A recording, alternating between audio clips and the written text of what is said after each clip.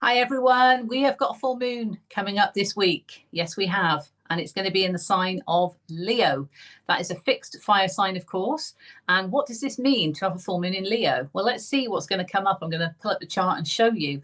However, what I can say is with regards to Leo, we look at that energy of the courageous lion, and we also look at that aspect of being seen and recognized as that true, authentic expression of the soul. And a full moon, of course, lunar energy to help us with releasing and detaching, but also it illuminates things for us. So if we tie those together, we might be looking at where certain aspects or situations could be illuminated to us. We might receive further clarity in relation to them, where we might not have been seen, where we might not feel seen and recognized as our authentic truth. It could be that we're needing to release certain situations from the past where we've not been seen and recognized. And as we've stepped more into who we are, and we've accepted who we are, and we're proud of who we are, we realize our values might have changed. We've evolved along the way, of course, and therefore we're releasing anything that's no longer in alignment with that version of ourselves. Okay, the true version that's emerging of who we are. But certainly, if we're not feeling seen or recognized in a situation, this could be time to detach, to release, or to transform it in some way, okay? Because the illumination might be enough to signal what needs to happen.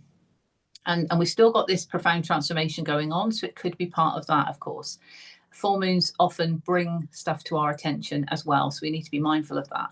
But if we're looking at courage also, the full moon could show us where we might need courage, and where courage might have been needed in the past, and then we're releasing the sort of stress and pressure from those aspects, but we might have carried that forward with us and realized, okay, we've got the wisdom of that, but I need to release that now. I can't hold on to that. This is about moving forward and releasing and detaching from certain thoughts and beliefs that are no longer serving us as we're moving forward. Okay, Leo is a very dominant sign, and there is that sovereignty to Leo, as well as all of the fire signs, really, predominantly Aries, because that is, the first house of the self. It's the warrior self, and that is very sovereign. But Leo is also sovereign as well, because it's a very regal sign. So this is about being the king or queen of our own life, as well as the leader in that sense from the Aries essence, but king or queen when it comes to Leo, and having the courage to step forward into who we are. Now, of course, with a full moon, we know that the moon is opposite the sun. So the sun is in the opposite sign of Aquarius, and we know this because we're in Aquarius season. And there's other things going on. We know Pluto's there. We know Pluto's there for the next 20 years. But we've also got Ceres there, and we've got Mercury. So I will pull this up and show you on the chart, because that's heightening the energy of what's going on there. Okay, there is a conjunction going on. And we've got other aspects in the chart that are really significant, I would say. But I wanted to draw your attention also to the fact that at this point of the full moon, Mars will be the only planet still in retrograde. And he is in a sign that he really doesn't want to be in, because he's in the sign of Cancer. It's a very masculine, dominant planet in a very feminine, nurturing sign. So this is about unhealthy ego needing to be shed, because Mars is being nurtured through this process by the feminine sign and that essence of Cancer. There is a need to also process feelings, and that can be uncomfortable. And by the way, this applies to all of us, because we've got masculine and feminine within all of us, depending on, what your core essence is. You might feel that it's heightened more. So for example, the masculine collective, those of you that identify your core essence as being masculine, then this could be, big revelations and spiritual awakenings going on, because you're having to feel certain things rather than just going taking action. So of course we need to take action, and that's why we have the masculine and feminine essence within us to balance that out. We need to create and nurture, and we need to have the courage to take action. So the happiness is that balance between the two. And that's what we're striving for, really. But at the moment, the masculine essence of going full pelt and taking action on things, of course we need to take action on things, but we're having to introspect a bit because of the retrograde and acknowledge some of the feelings coming up. And they could be feelings that are maybe showing where we could have taken action before and we didn't for whatever reason. So feelings might be coming up so that there's an understanding of why that was. There could have been fears, there could have been anxieties, there could have been stuff from the past that needs to be dealt with, whatever it might be. So that's why it's uncomfortable, because it feels almost that Mars wants to bypass this. So the masculine essence wants to bypass this and just take action and almost put the blinkers on and just go for it. But the retrograde is calling for that introspection. And in the sign of Cancer, it relates to feelings. And we want to feel secure in our feelings, but that can also be uncomfortable if we're having to process things coming up that we've not had to before. We've kind of pushed them away. So this is all for our highest good, but it is showing that there could be some uncomfortableness. And that is just the Mars aspect. But I feel with this full moon in Leo, because there is this essence of perhaps illumination where courage is needed or where courage has been needed, there could be a link here with what's going on with Mars. Okay, so there could be further illumination that links to all of that. Obviously, I'm going to pull up the chart and I will show you the UK's natal chart against the chart of the full moon to give you some context on the house system. And you can do that with your own natal chart. That's going to show you how the energy of the full moon could be playing out for you and how it could be influencing you if you align with the energy. Because remember, free will is always at play. This is the energy that is shown to us, the planetary energy. We can align with it or we don't have to. We've got free will.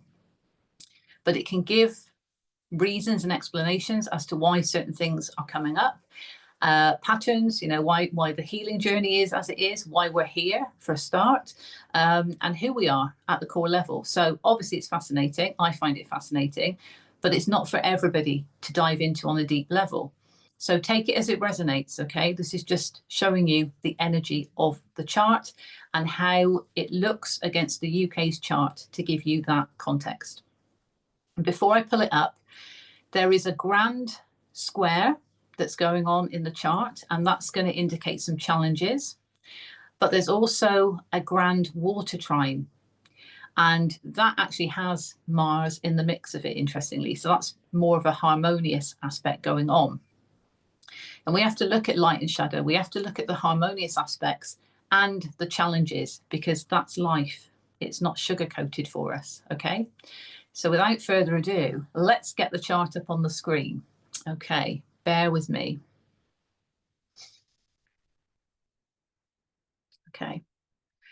Right, here we go. So those of you familiar with my reports, you know that I do draw lines to show and emphasize certain aspects. Okay, and these are ones that I'm particularly drawn to intuitively, or I get channeled to me to draw attention. Okay, because there could be a message in here for somebody.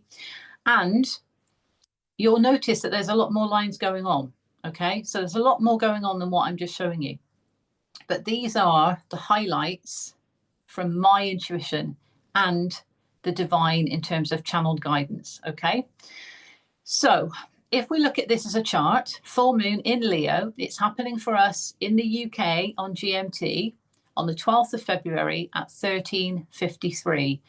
In Australia, it's going to be happening on the 13th of February. So bear that in mind. If you see any posts with a different date on it, it's because of the time difference. But for us in the UK and for other parts of the world, it's going to be the 12th. Okay, so it's 1:53 p.m. for us on GMT. And you can see the moon, there you go, in Leo at 24 degrees, of course, opposite the sun at 24 degrees, because there is a direct opposition when we have a full moon between the sun and the moon. I mentioned about the conjunction. So I found this very interesting, actually, because it's not an exact conjunction, because there's 1 degree difference and then 2 degrees difference. But we've got Ceres at 25 degrees of Aquarius and Mercury at 26 degrees. Okay, so Ceres is all about planting the seeds in our physical reality. And because this is Aquarius, and we know we're talking about a new reality that we're trying to pave for ourselves and create for ourselves, this is about, you know, how we can do that in a new way, or just simply planting the seeds for the new that we want to experience. And Mercury is saying, okay, how might we want to communicate that to other people? How might we need to do that? How might we need to get our thoughts in alignment with our new reality, that which we need?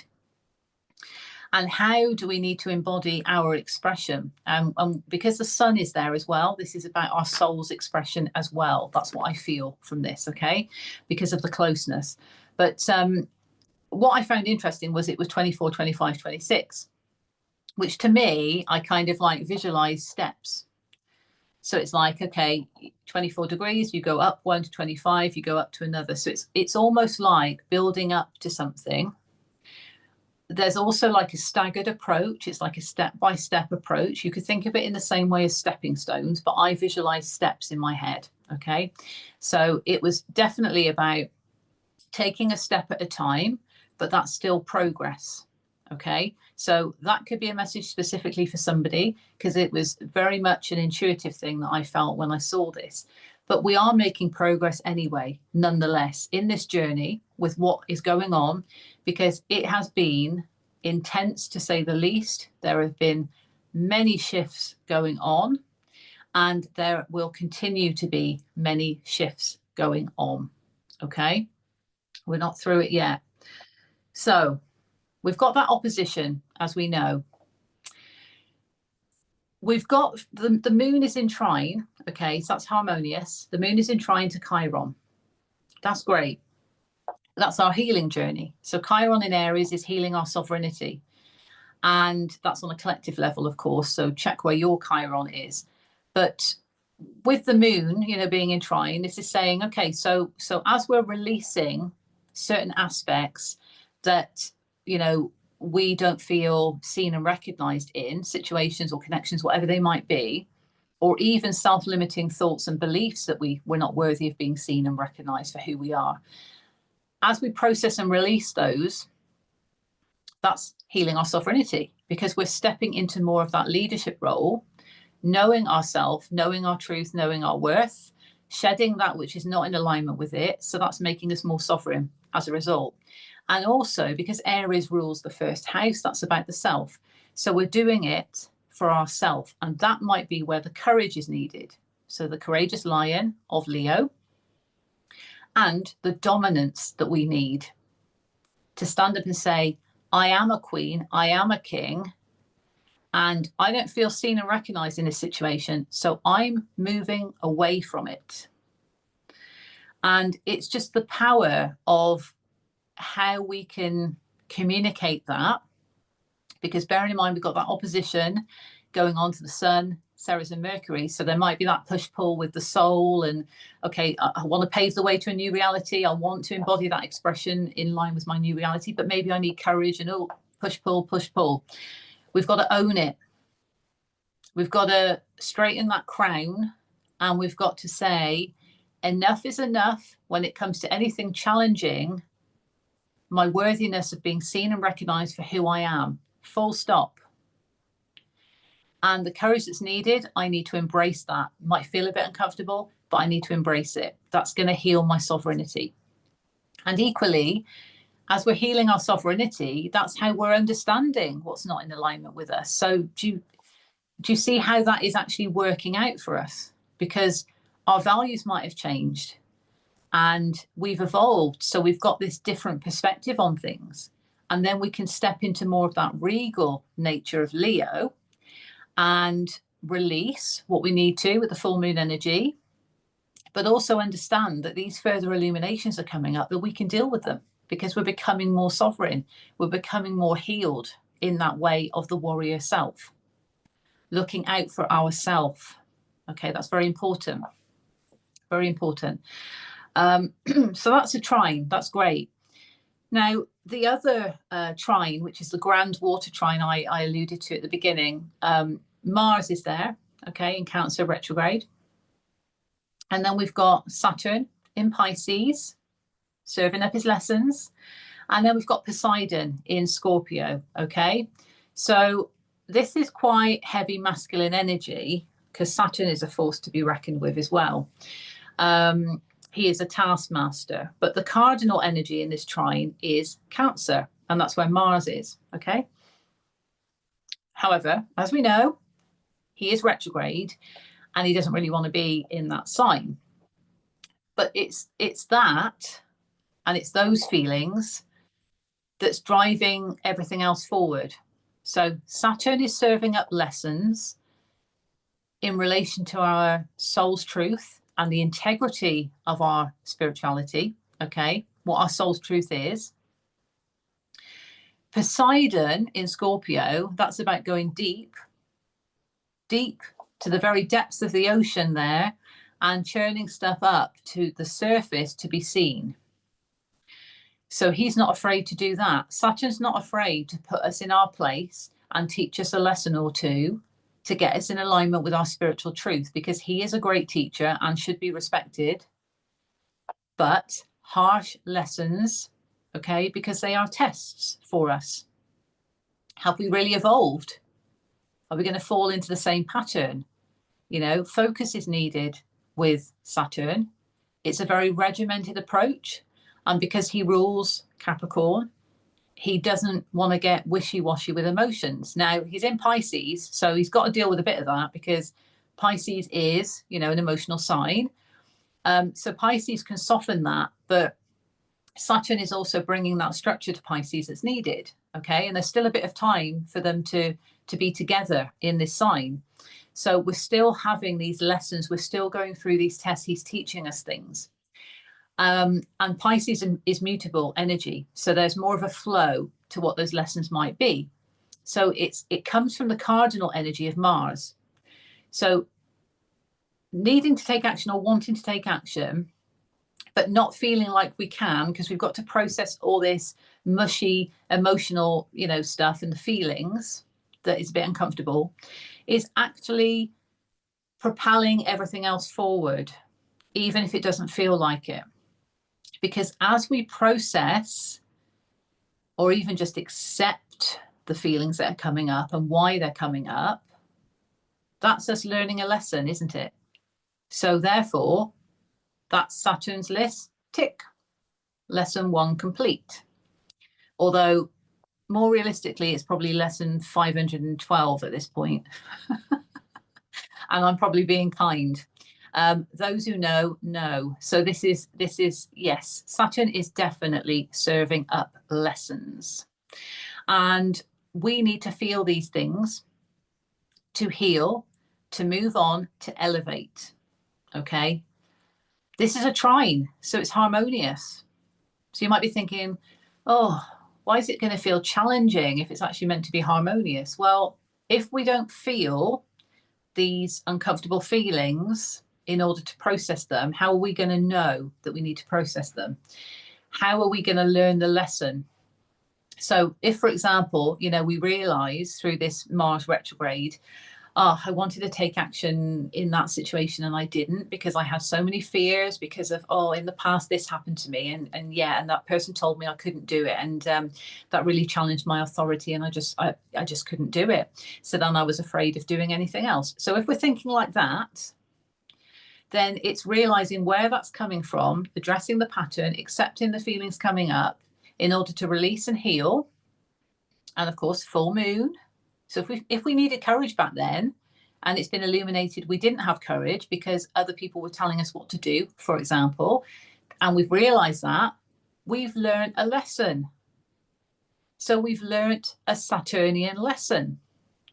And as such, we get a bit of a gold star because we're more in alignment with our spiritual truth, which is what Saturn in Pisces is trying to do. Okay, so this uncomfortable stuff that Poseidon is churning up and Mars is having to feel in Cancer, in retrograde as well, so deep introspection here, that is enabling us to learn those lessons. So it is a positive experience. I want to draw your attention to the square, okay, that you can see right in the middle. And this involves the fixed signs: Leo, Taurus, Aquarius, and Scorpio.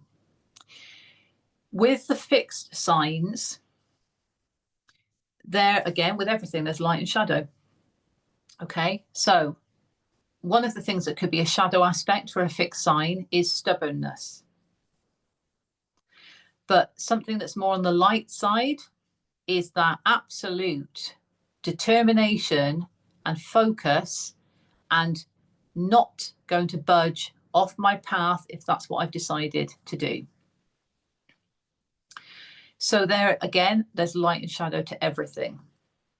Here we've got a square, so we're looking at the challenging aspects. So this might be showing where there's a bit of rigidity or stubbornness or reluctance to move, for example, okay? We've got the moon in the mix, and we've also got the opposite energy there of the sun, Ceres, and Mercury. But we've also got Uranus in Taurus, and we've got Juno in Scorpio, okay? Juno, the asteroid that represents love and marriage, commitment, and I often view this as soul contracts as well, because this is to do with commitment, and a contract is a commitment. So what we have here, and this is all fixed energy, so there's no cardinal energy to drive one bit forward, okay? They've all got to work together. This is about understanding the commitment to the change we want in our physical reality, okay? The commitment and the deep commitment in our soul, in our very fiber, Juno in Scorpio, to the change, Uranus, that we want to see in our physical reality, Taurus. And how that feels in our emotional home, the moon, how that feels in our soul, the sun, how that impacts or could impact the seeds we're wanting to plant for our new reality, Ceres in Aquarius, and how it might challenge our expression and what we need to communicate and to whom going forward. Okay, so when we look at the connection, like Juno is 28 degrees, so she's getting towards the final anaretic degree. Okay, this is about closing out cycles. Okay,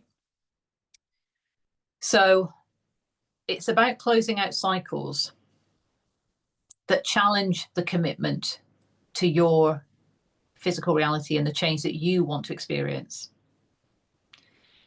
It's closing out cycles where maybe you don't feel as committed to them because they no longer feature in the physical reality you're trying to create for yourself, whatever that might be. And how this sort of, sudden kind of change or awakening might come about is through that recognition of what we're trying to achieve and where we need the courage, moon in Leo, and where we need that kind of motivation from the courage in order to be seen and recognized for who we are. So there's a commitment here as well, because if we just look at the square that's going from Juno to the moon, well, that's saying, okay, there's challenging energy here between the depth of our commitment, not only to our emotions, but the depth of our commitment to this desire to be seen and recognized. Okay, and how it's challenging that. And there's also the square from Juno to the sun. I know Ceres and Mercury are there as well, but if we just take the sun for the moment, are we committed to our soul on a deep level in terms of the reality we're trying to create for ourselves? Is it challenging us because there's other factors where we do need courage? Is it challenging us because we do need to release certain things where we're not being seen and recognized? So how can we create a reality for ourselves where we want to truly honor who we are and be seen and recognized for who we are if we're still attached to situations or people that do not see us and recognize us for who we are? It's not going to work, is it? But that can create a challenging energy, hence the square. So we need to look at that. Are we holding on to aspects where actually deep down we don't feel seen and recognized? We don't feel valued for who we are. It's more about the recognition with Leo. So, you know, knowing that we are a sovereign being, and, you know, this is part of our healing journey to look after ourselves. Well, who or what around us will not allow us to be seen and recognized for who we are?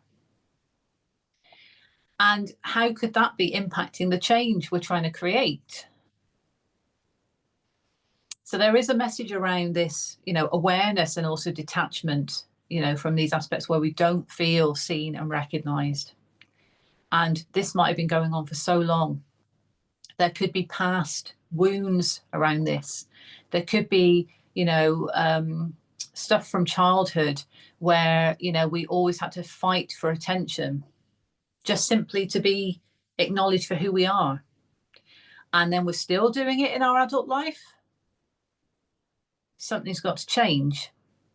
So this is where we need to look at this. But I'll draw your attention back to Mars, because as I said before, I think that the full moon in Leo is going to also heighten this energy of Mars, because it all links back to these feelings that are coming up that we're having to process, that we might not want to feel because we just want to move forward, but we have to feel them first in order to move forward. Because let's not forget, when Cancer moves direct, when Mars moves direct, yes, he will still be in Cancer, but there will be momentum, and then he'll move into Leo. Okay, so that's going to happen 18th of April.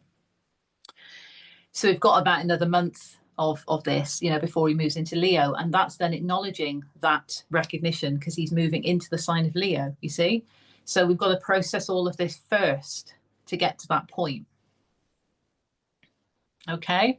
The final thing I want to mention is Juno, who I have already mentioned, but there are two sextiles here, okay, of note. One going to Pallas in Capricorn, 28 degrees. So also at the end of a cycle there. And the South Node in Virgo, because as we know, the nodes have changed, and I've done a full astrology report on this. You can check it out on my YouTube channel, because it's going to be profound for the next 18 months. This is the spiritual path. This is 5D versus 3D.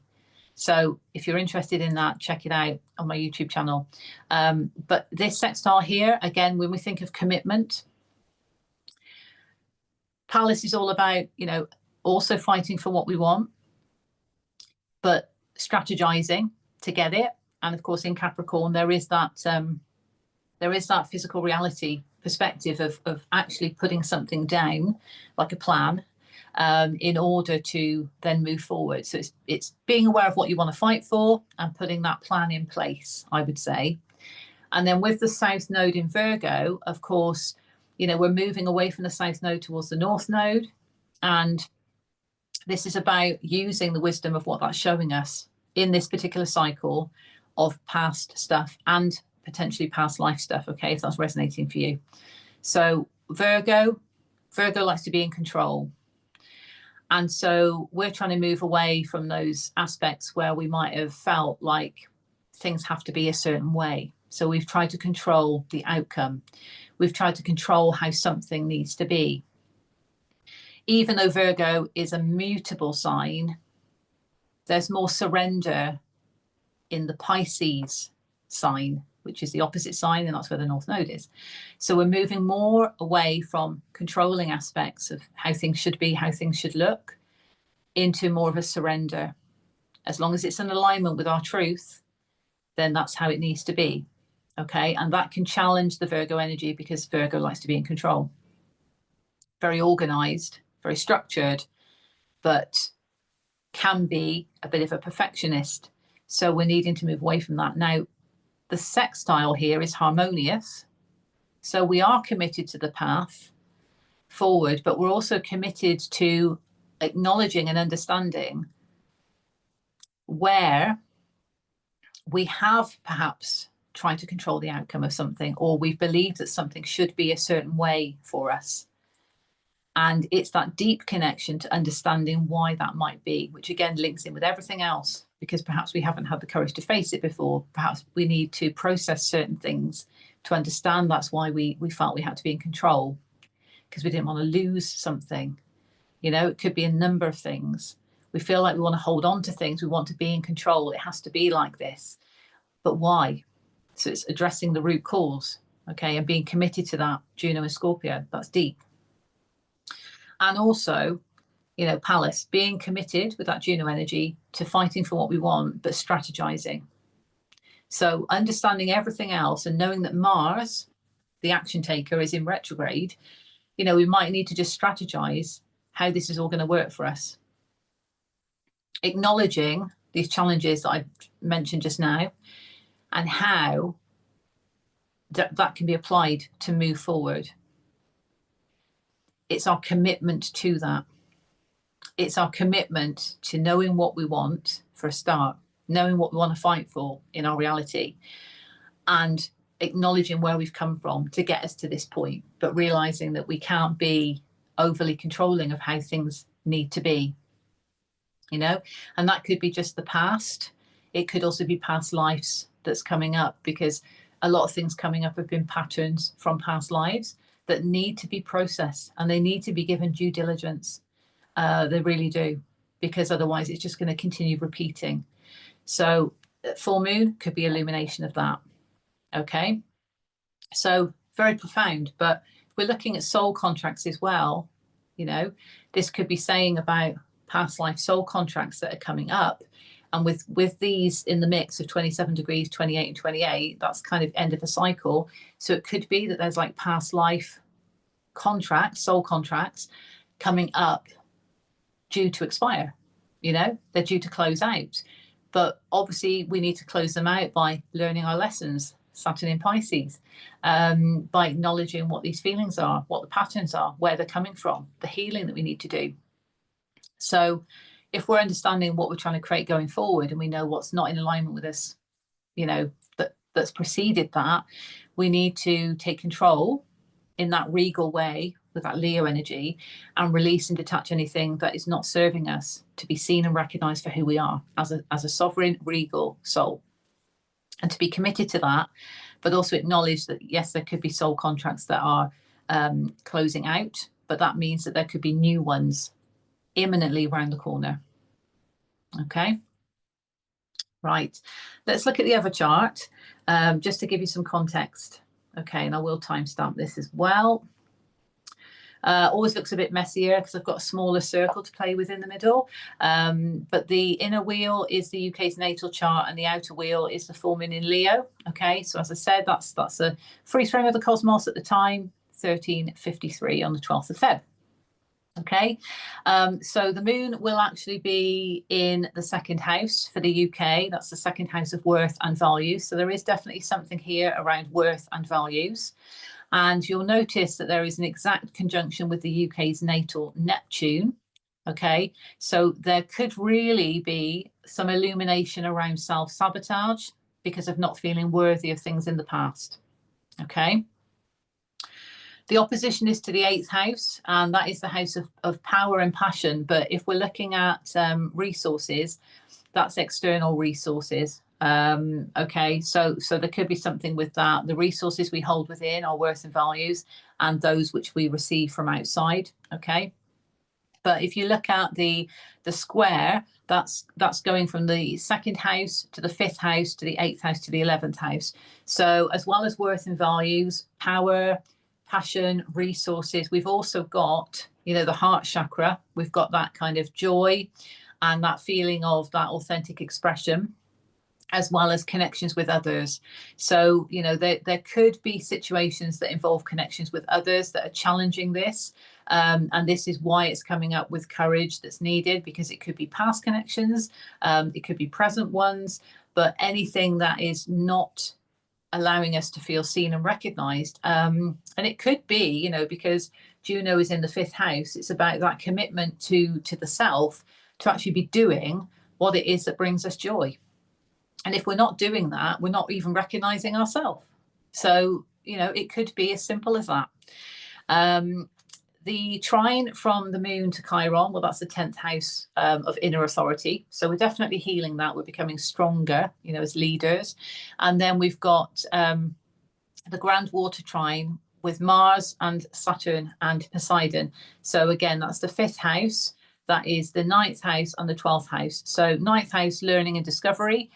We are discovering what it means to us to feel these things that are coming up within the heart chakra, to be seen, what's coming up to the surface. So that could be symbolic of emotions coming up to the surface within the heart chakra, but also acknowledging hidden stuff, because the 12th house can be saying this is deeply rooted in the subconscious, and having to process and deal with things that are coming up. And you'll notice there is a close proximity between Mars and the UK's natal Pluto. So deep, profound transformation. And this is why I feel there could be spiritual awakenings going on within the masculine essence, and maybe predominantly within the masculine collective in that respect, because it's about needing to shed that unhealthy ego and that pride, and to acknowledge the feelings that are coming up and why they're coming up. Okay. But with the full moon in Leo, if they're coming up, courage is needed to then take action. Okay. And it could relate to expression, because we've got that opposition to Mercury as well. Then this is, the full moon energy is there to help illuminate that, to show us that. So it's not meant to be a bad thing. It's meant to show us. So that's going to ultimately help us and enable us to move forward and say, okay, I recognize that.